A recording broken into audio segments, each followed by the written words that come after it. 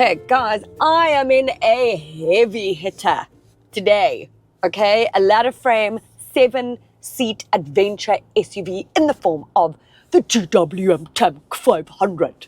Okay, I don't know why I had to say it like that. But it's so gigantic. It's like, the Tank 500. I don't know. Let's get ready to rumble.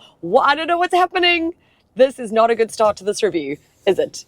Anyways, massive, massive, massive car, which you would think would be massive in insurance and insurance premiums. But I put these details into hippo.co.za and my details, and I got 875 Rand a month with a premium of, or in excess of 9,500, which I don't think is too bad. Actually, I asked Luca about it. You'll see that on my reel. Okay, so the indicator could be a bit more chilled.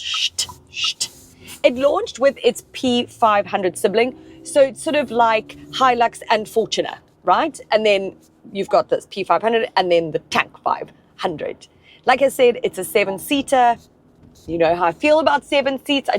How weird. I've gone from the Jetour to the Tank 500, 2 7-seaters, a quarter of the price, really. And speaking of pricing, so it's gigantic. It's got a gigantic price point. Jeez. So it comes in at 1.22 million, which has had a lot of people up in arms, because that's just shy of a Land Cruiser Prado. And in fact, you can get an Everest for cheaper. And it's a GWM, so people are like, what? I'm somehow turning up the temperature without even realizing it. Okay, let's hope that stops. Okay, so what do you get for the 1.22 mils that you are spending? So it is powered by a hybridized 2-liter turbo petrol. It's mated to a 9-speed auto. You get 255 kilowatts of power and 648 newton meters of torque. So it is certainly punchy. The power delivery is really smooth. The only sort of irk I've had is when you go up a hill, it tends to kind of run out of breath a little bit. And that's fine if you live in the Karoo, right?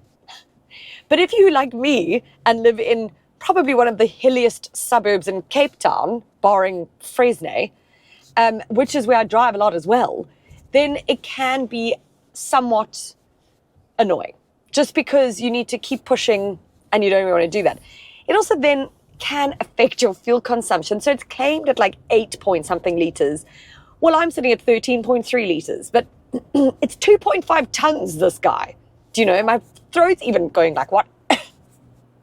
2.5 tons. It's massive. It's never going to be, you know, light and nimbly on fuel. I don't think you can say nimbly, but anyway.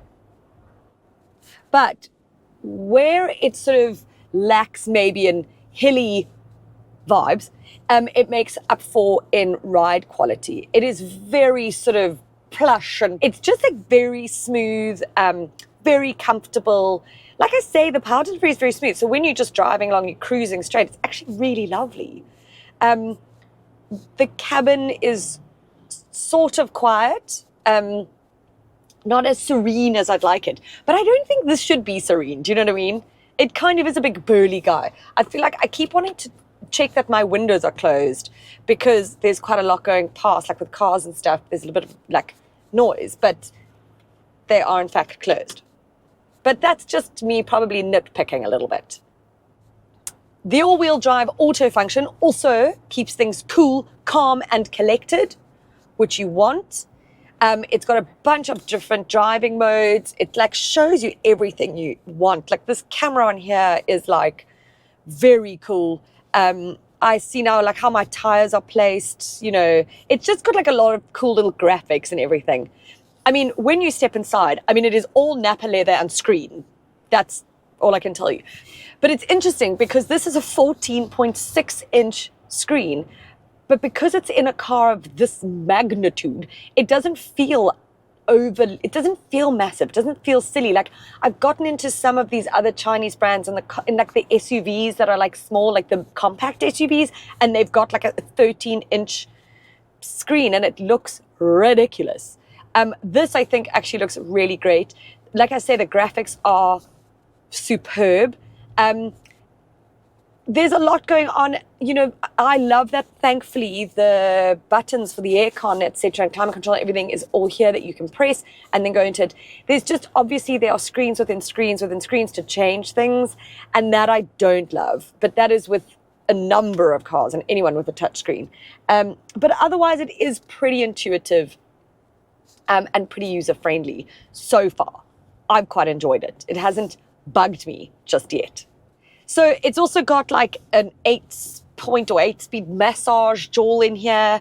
Obviously electric seats. You've got obviously a wireless charger. You've got the sunroof. You've got yourself an electronic step, which is awesome. Okay, I love it because of my height. So if I'm driving this car, you like open the door. Every time you unlock the car, lock it, whatever, the step comes out and then goes back in. It is genuinely game-changing for me. My husband and taller people, not so much, because they tend to just step down and then what happens is they like knock their leg on it. But I think there is a setting that you could stop it doing that, like coming out if you wanted. I would keep going the whole time. I love it. I think it's very smart. It's got like a 12 speaker sound system. It's got a 360-degree camera. Then it's got some wood finish here, which I don't love, but it's got the analog clock, which I love this one. I think it looks really beautiful and really premium and quite stunning. I really like it. Trying to give it like a more sophisticated air about it, I bet you. Very British, maybe. Oh, no. Let's not do accents, just let's not. Okay, then it's got obviously a host of safety features like auto emergency braking and rear collision alert and whatever. It's also got all the airbags. So you do feel quite cocooned in here and quite safe.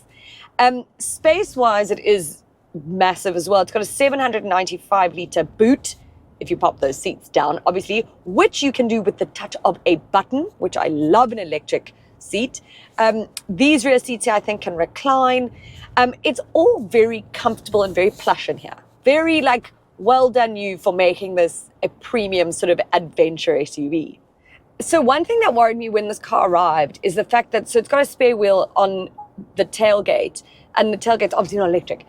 So you know what, I was like, oh, that's going to be heavy, and if you want to incline and then you've got to open it and stuff. And actually, it's really not. It wasn't too bad. I was quite pleasantly surprised, actually. So that's good to know. It's like it looks and feels like it's just this big burly beast, but it's actually a bit of a BFG. Do you know what I mean? It's quite gentle, like all around and inside. Like while I'm driving it, you drive around Cape Town roads, they're very small and windy. But as much as it does feel quite imposing on the road, when I'm in it, like, I don't feel that. I'm sort of, I don't know, I feel like it's quite sort of nimble and light on its feet. Cute. Frank the Tank. Frank the Tank. No. Frank the Tank. Okay, stop. So when it comes to sort of my verdict or my summary, if you will, I don't know. I'm a little bit torn because so this is laden with tech and features, etc. And with that means a lot more can go wrong, right? But we said the same thing about when the new Everest came out and when people come out with like all this tech, we're like, oh, but then what if you overlanding and something goes wrong?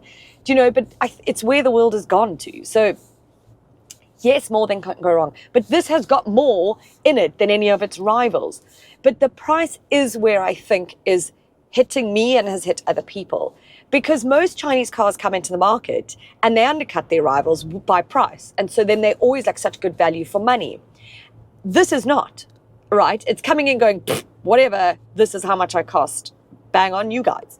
The problem for me with that is that you've got such like trusty like stalwarts in this segment. And so people are going to go with that because they don't necessarily trust your brand yet. And the way you get them to do that is, lock them in with a good sort of value for money proposition. And once they know you, then they're going to go, well, cool, this was worth it. I can pay this. I'm now behind a very hectic truck. But you know what? Like GWM is not new to this game. They've been producing pickups for 3 decades. Do you know what I mean? So they know their stuff.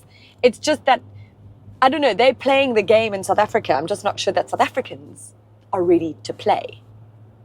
But time will tell. Also, didn't you like that analogy? I quite liked it.